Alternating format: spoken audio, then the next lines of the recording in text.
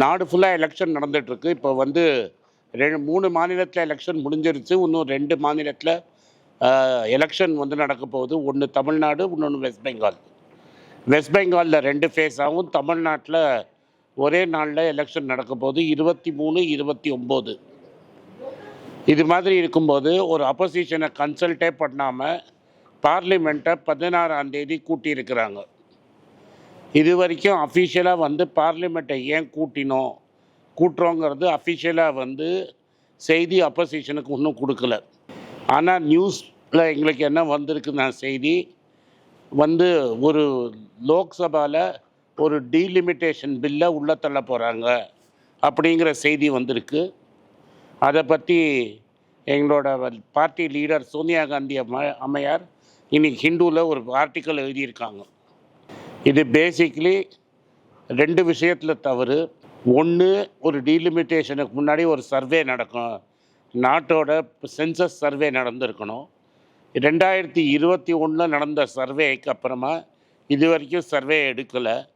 இப்போ 2027 சர்வே வந்து டிஜிட்டல்னு சொல்கிறாங்க. இந்த விமென்ஸ் ரிசர்வேஷன் பில்லை எங்கள் டைம்லேயே பார்லிமெண்ட்டில் பாஸ் ஆச்சு. ராஜ்யசபாவில் பாஸ் ஆகாதனால அதை எக்ஸ்டெண்ட் பண்ண முடியல. இப்போ திரும்பி காங்கிரஸ் சப்போர்ட்டோட பில்லு பாஸ் ஆகிடுச்சு. இப்போ இந்த மாதிரி ஒரு அவசர கூட்டத்தை கூட்டி பாப்புலேஷன் டேட்டா இல்லாத போதே ஒரு டிஸ்கஷன் தென் மாவட்டம் சதர்ன் ஸ்டேட்ஸு ஈஸ்டர்ன் ஸ்டேட்ஸோடு டிஸ்கஸ் பண்ணாமையே நீங்களாக ஒரு டீலிமிட்டேஷன் ஆர்பிட்ரியாக ஒரு நம்பர் ஏற்றுறது தவறு. உடனே காங்கிரஸ் கட்சி ஆன்டி உமனுக்கு அகேன்ஸ்ட்டு, அதனால தான் இந்த டீலிமிட்டேஷனை நாங்கள் அப்போஸ் பண்ணுறோன்னு சொல்கிறாங்க. தவறு. 2 விஷயம். 543 சீட்லேயே நீங்கள் 1/3 ரிசர்வ் பண்ண யாரும் வேண்டான்னு சொல்ல போகிறது இல்லை, காங்கிரஸ் கட்சி வேண்டான்னு சொல்ல போகிறது இல்லை. ஆனால் நீங்களாக ஆர்பிட்ரியாக ஒரு 50% ஏற்றிட்டு அதில் 1/3 ரிசர்வ் பண்ணுறது தவறு. நார்த் இந்தியாவில் அப்பர் கேஸ்ட் உமனுக்கு சீட்டை கொடுத்து சவுத் இந்தியாவை இர்ரெலவெண்ட்டாக ஆக்கணுங்கிற ஒரு திட்டம். ஆல்ரெடி நம்ம கலெக்ட் பண்ணுற பணத்தில் முக்கால்வாசி பணம் நார்த் இந்தியாவுக்கு போகுது. ₹1 25 பைசா 30 பைசா தான் தமிழ்நாட்டுக்கு வருது. ₹2 உத்தரப்பிரதேசுக்கு போகுது. இதே மாதிரி டீலிமிட்டேஷன் பண்ணாங்கன்னா சதர்ன் அண்ட் ஈஸ்டர்ன் ஸ்டேட்ஸு தேவையே படாது. நார்தர்ன் ஸ்டேட்ஸ் அண்ட் வெஸ்டர்ன் ஸ்டேட்ஸை வச்சுக்கிட்டே அவங்க ஆட்சி அமைக்கலாம் அப்படிங்கிற ஒரு ஐடியாவில் இதை பண்ணுறாங்க. இதை already Telangana chief minister Revanth Reddy oppose பண்ணிட்டாரு. டெஃபினட்டாக வந்து எங்கள் கவர்னர் சித்தராமையா அப்போஸ் பண்ண போகிறாரு. யார் கவர்மெண்ட்டில் இருந்தாலும் கேரளாலேயும் தமிழ்நாடுலேயும் அப்போஸ் பண்ண போகிறாங்க. இது சதர்ன் இந்தியா யார் வந்து ஃபேமிலி பிளானிங் இதெல்லாம் யார் கரெக்டாக பண்ணி முன்னேற்ற பாதைக்கு சென்றாங்களோ அவங்கள பனிஷ் பண்ணுற மாதிரி ஒரு ஸ்கீம். நாங்கள் இந்த 16லேருந்து 18க்குள்ளே இதை கேட்கல, அரசாங்கமாக பண்ணியிருக்குது. அதனால் நான் சொல்கிறது, ஒன்று, இந்த பில்லு பாஸ் ஆகாது. 2வது, எடப்பாடி பழனிசாமிக்கு ஓட்டு போடுறது தமிழ்நாட்டை அடமானம் வைக்கிற மாதிரி ஒரு சுச்சுவேஷன். இதை பற்றி வாயை திறந்து இது வரைக்கும் பேசலை. அப்போனா எடப்பாடி என்ன சொல்கிறாரு, எடப்பாடியோட கூட்டணியில் இருக்கிறவங்க என்ன சொல்கிறாங்கன்னா, தமிழ்நாட்டையும் தென் ஸ்டேட்ஸையும் சதர்ன் ஸ்டேட்ஸையும் அடமானம் வைக்கிறதுக்கு அவங்க ரெடியாக இருக்கிறாங்கன்னு. இதில் என்ன அவங்க கோட்பாடு, அவங்க எம்பிஸ் என்ன பண்ண போகிறாங்க, ஓட்டு போட போகிறாங்களா இல்லையா, இதை பற்றி ஒன்றும் பேசலை. இது எலெக்ஷன் நடக்கிற டைம் ரொம்ப குரூஷியல். தமிழ்நாட்டு மக்கள் வந்து நம்மளோட பார்லிமெண்ட் தலையெழுத்துக்கே ஓட்டு போட போகிறோம். நம்ம இங்கே லோக்கல் இஷ்யூவில் நினச்சி ஓட்டு போட்டிங்கன்னா ஏஐடிஎம்கே ஜெயிச்சு வந்துருச்சுன்னா நம்ம வந்து இப்போ வெள்ளைக்காரன் காலத்தில் எப்படி வெள்ளைக்காரன் நம்மளை ஆட்சி செஞ்ச மாதிரி ஹிந்திக்காரனுக்கு அடிமையாகிறதுக்கு ஒரு வாய்ப்பு இருக்குது இந்த பில் இப்படியே பாஸ் ஆச்சுன்னா.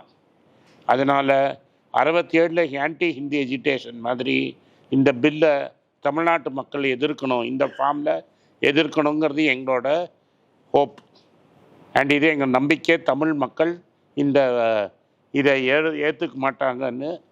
யார் இதை வந்து சப்போர்ட் பண்ணாலும் அதை மக்கள் ஏற்றுக்க மாட்டாங்கன்னு. எங்கள் டீம்லேருந்து லக்ஷ்மி ராமச்சந்திரன் வந்திருக்காங்க, டீட்டெயில்டாக என்ன ப்ராப்ளம்ங்கிறத எக்ஸ்பிளைன் பண்ணுவாங்க.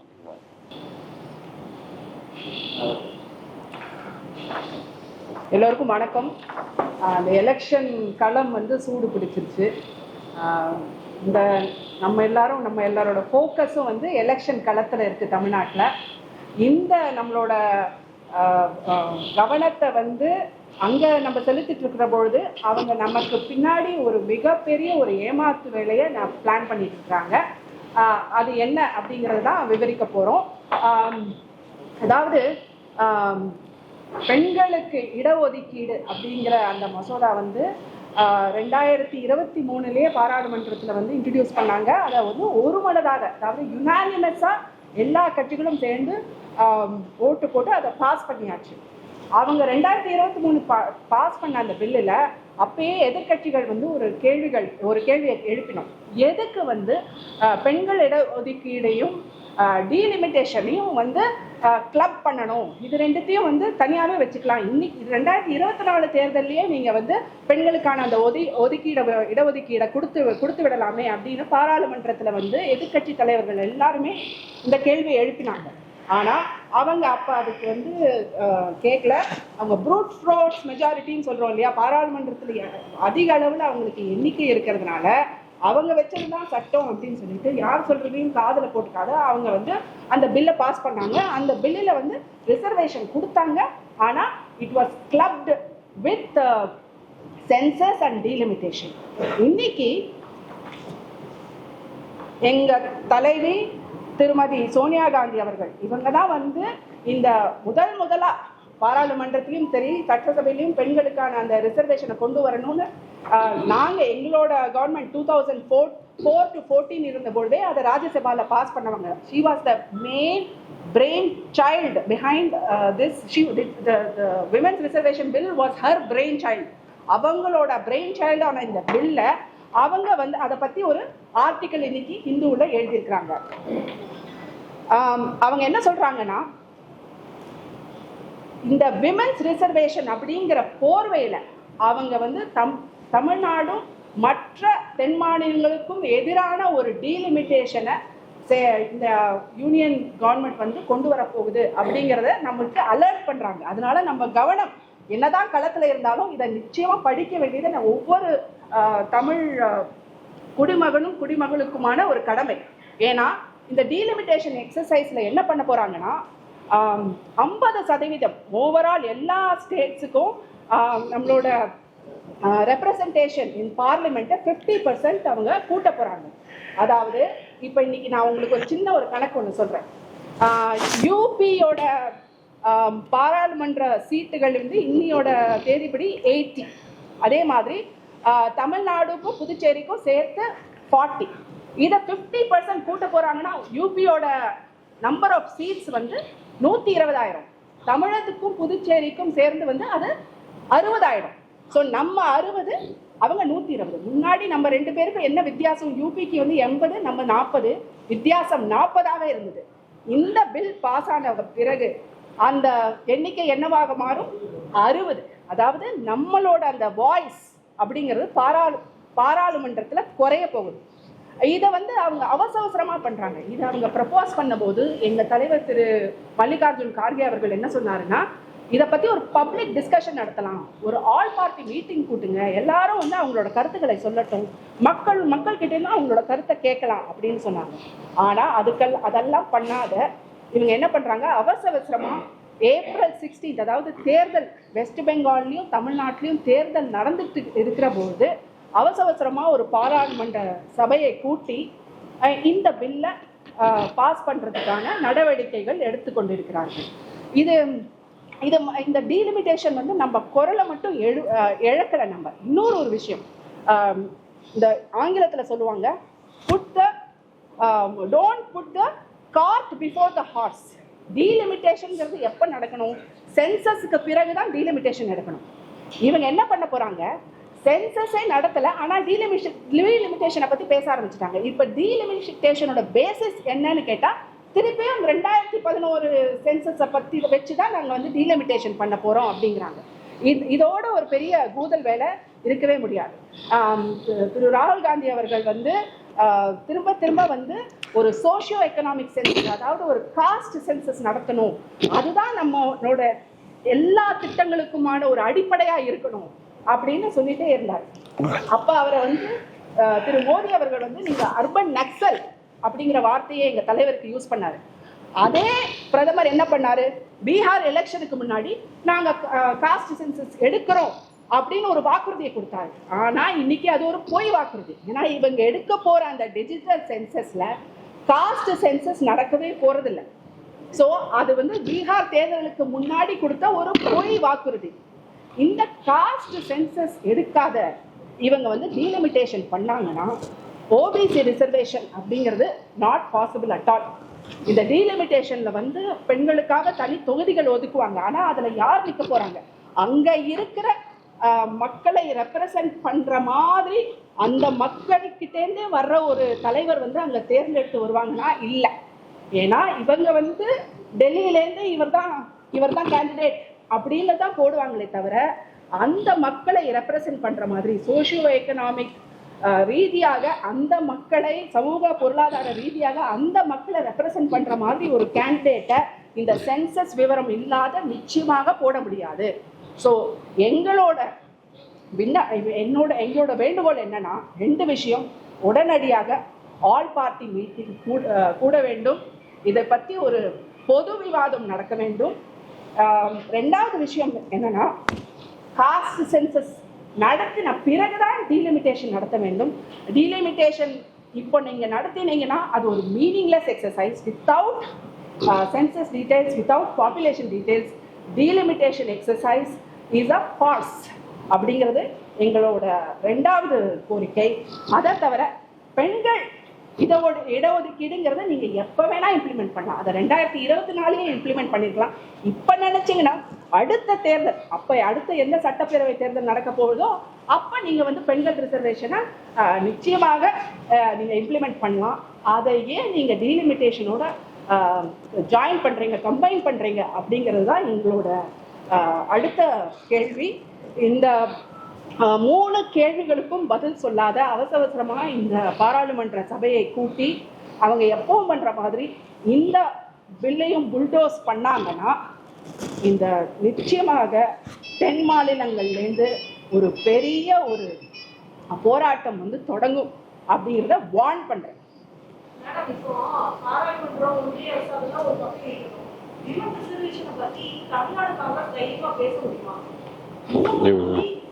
கேட்டு பெண்களுக்கு வெறும் 2 இடங்கள் தான் கொடுத்துருக்கிறாங்க. இதுலயே காங்கிரஸ் பத்தி பலதரப்பட்ட விமர்சனம் நம்மளே பார்க்கும்போது அது எவ்வளவோ பெண்களை வந்து அரசியல் எவ்வளவோ குறைச்சி மதிப்பீடு செஞ்சுட்டாலும் தெரிய முடியுது. இனி நம்ம வந்து இடஒதுக்கீடு பத்தி பேச முடியும். நீங்க கேட்ட கேள்வி ரொம்ப நல்ல கேள்வி.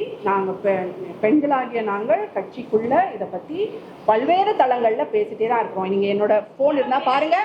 இல்ல, it's a big struggle. Yes, I agree with you. It's a big struggle. நீங்க பாருங்க, என்னோட வாட்ஸ்அப் மெசேஜ் பாத்தீங்கன்னா வரிசையா எங்களோட தலைவர்கள் எல்லாருக்கும் மெசேஜ் போட்டுப்பேன். இது நீங்க பண்ணது தவறுன்னு அவங்களே நிறைய பேர் ஒத்துக்கிறாங்க. சூழ்நிலை காரணங்கள்னால மொத்தமா 28 சீட்டுகள் தான் எங்களுக்கு வந்தது. அதனால நிறைய பேர் களத்துல இருந்தாங்க, நிறைய பேர் கட்சிக்காக வேலை செஞ்சிருக்காங்க. அது சில ரீசன்ஸ் வந்து ஒத்துக்க முடியதா இருக்கு, சிலதை ஒத்துக்க முடியல தான். ஆனா பேசிட்டு இருக்கோம், இந்த உரையாடல் நடந்துட்டு தான் இருக்கு. நிச்சயமா இந்த சிச்சுவேஷன் மாறுங்கிற நம்பிக்கை எனக்கு இருக்கு. அதனாலதான் நான் பொலிட்டிக்கல் இதுல இருக்கேன்.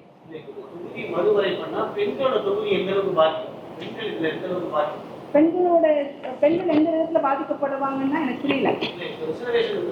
இல்ல, நாங்க என்ன சொல்றோம்னா, இந்த தொகுதி மறுவரைவுக்கும் பெண்கள் ஒதுக்கீடுக்கும் சம்பந்தமே இருக்கக்கூடாது.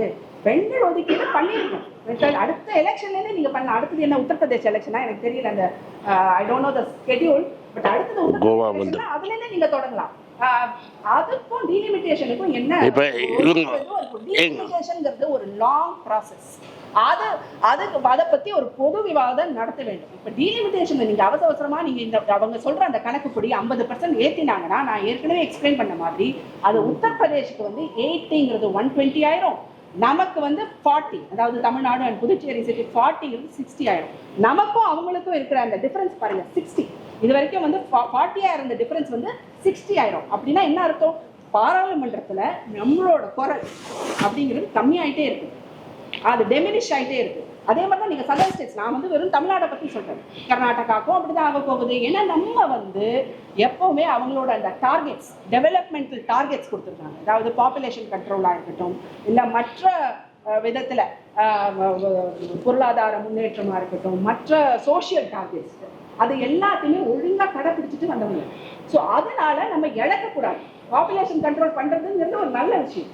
அதனால நம்ம வந்து சீட்டை இழக்கிறோம், நம்ம குரலை இழக்கிறோம் அப்படிங்கிறது ஒரு நல்ல விஷயம் கிடையாது. அதனாலதான் டீலிமிட்டேஷன் ப்ராசஸை, அதுவும் இந்த அவசரமா இவங்க பண்ற அந்த டீலிமிட்டேஷன் ப்ராசஸை நாங்கள் எதிர்க்கிறோம். ஆனா பெண்களுக்கான அந்த ரிசர்வேஷனை நாங்கள் ஆதரிக்கிறோம். இது ரெண்டுத்தையும் சம்பந்தப்படுத்தாங்க. பெண்களுக்கான இந்த இடஒதுக்கீடை இன்னைக்கே கொண்டு வாங்க. டீலிமிட்டேஷன் ப்ராசஸை இன்னும் டிஸ்கஷன் நடத்திட்டு டீட்டெயிலா ஆராய்ஞ்சு அதுக்கப்புறம் கொண்டு வரலாம். வெயிட் பண்ணுங்க. அவசரமா ஏன் 16 இப்ப எலெக்ஷன் நடந்துட்டு இருக்க பொழுது எனக்கு 16ஆம் தேதி இந்த கூட்டத்தொடர். இதாவது என்ன சொல்ல வரோம்னா, நாங்கள் இப்போ இருக்கிற 40 சீட்டில்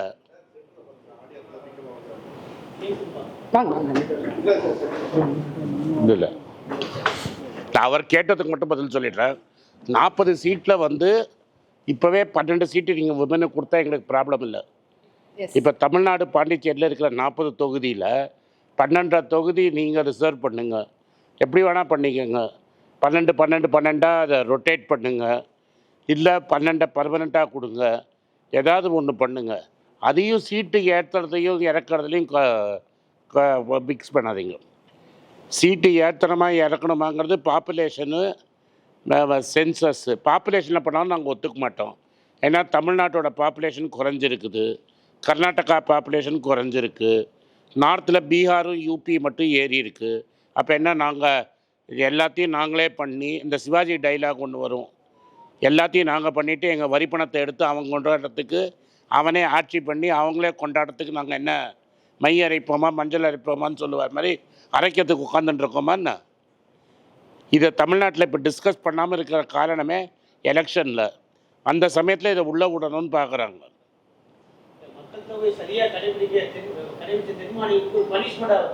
ஆமாம், அதை தான் சொல்கிறோம். அதுதான் மேடம் எழுதிருக்காங்க. நாங்கள் உடனே இதுக்கு எதிராக நீங்கள் ஏதாவது ஒரு ஃபார்முலா கொண்டு வாங்க.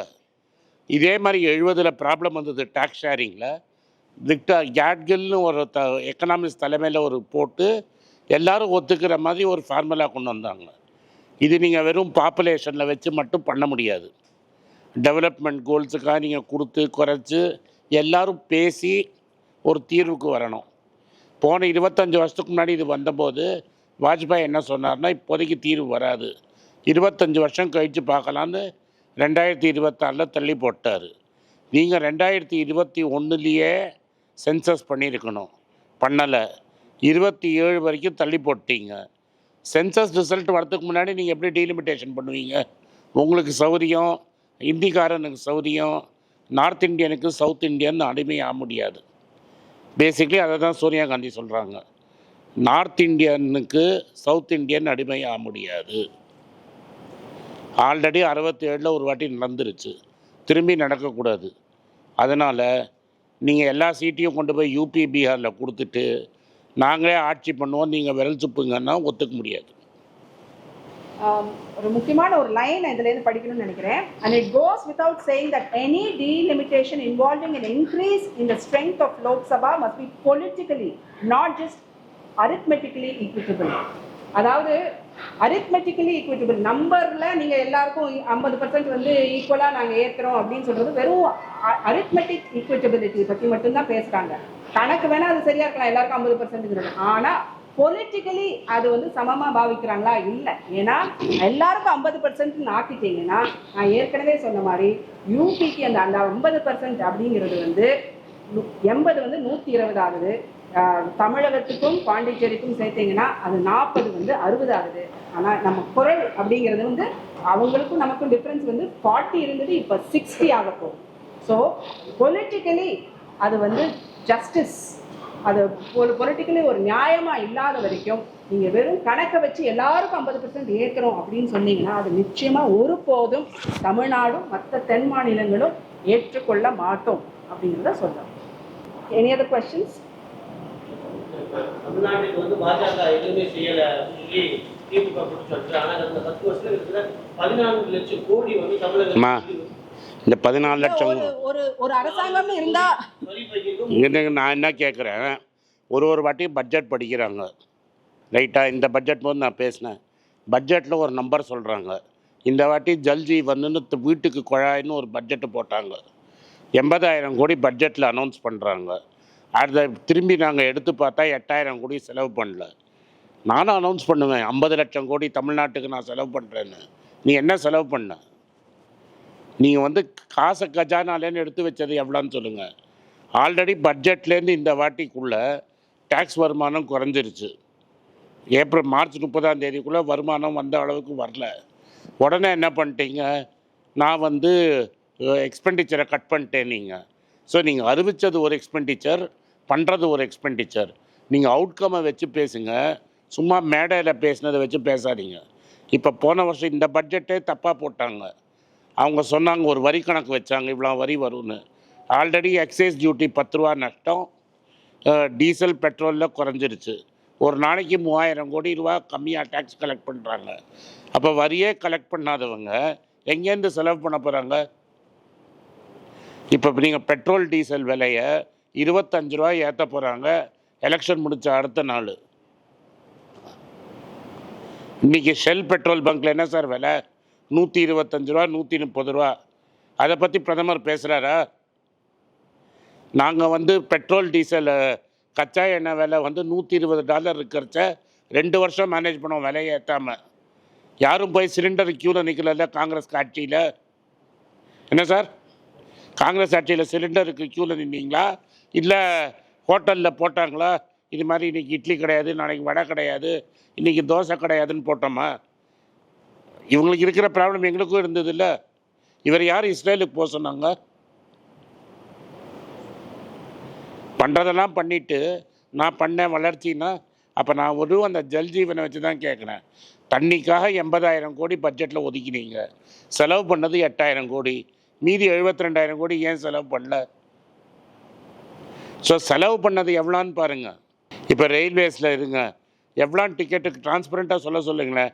எவ்வளோ டிக்கெட் நார்மல் ரிசர்வேஷனில் போகுது, எவ்வளோ வந்து இதில் தத்காலில் விடுறாங்கன்னு. அது எப்படி சார்? நீங்கள் வந்து நார்மல் ரிசர்வேஷன் பண்ணால் டிக்கெட்டே இருக்க மாட்டேங்குது, தத்காலில் போனால் டிக்கெட் இருக்குது. சாதாரண ட்ரெயினில் டிக்கெட் இல்லை, வந்தே பாரத்தில் டிக்கெட் இருக்குது. இதெல்லாம் நான் அவங்கள தானே கேட்கணும். பேச்சுவார்த்தை அமெரிக்க தோல்வி இருந்துச்சு.